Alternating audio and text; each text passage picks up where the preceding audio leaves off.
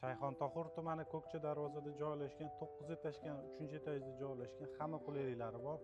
100 kvadrat metrdan iborat 57 kvadrat metr terrasa yana bonus qilib ideal variantda xonadonimizni sizlarga korobka holatda hamma qulayliklari bor. Endi sizlarga ko'cha tarafdan tushuntirib beradigan bo'lsam, ko'chamizni o'zingiz bitta ko'rib baho berib qo'yinglar. Hamma qulayliklari bor. Bu yoq tarafimizda detskaya plashatka, mashina uchun joydan muammo yo'q.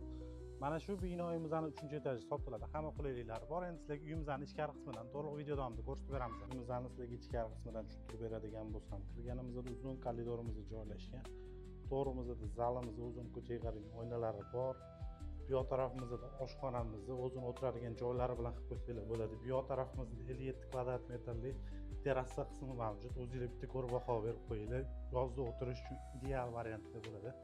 Hamma qulayliklari bor. Endi sizlarga keyingi xonalarimizdan birma-bir ko'rsatib o'tamiz. Bu tarafimizda spalnimiz joylashgan, xonalari g'ishtdan qilingan, kelib bitta e'tibor berib qo'yinglar. Bu yoq tarafimizdagi sanuzel qismimizni bemalol qo'yib qo'ysanglar bo'ladi. Bu yog'imizga eshikni qo'yib, bu yoqda o'zi tashqari uchun umumiy sanuzelimiz joylashgan bo'ladi. Hamma qulayliklari bor. Shu ko'rib o'tgan xonadonimizni sizlarga 140 ming dollar deb qo'yamiz. Pastda egalar nomerini qoldiramiz. O'zingizlar bog'lanib batafsil ma'lumot olsanglar bo'ladi.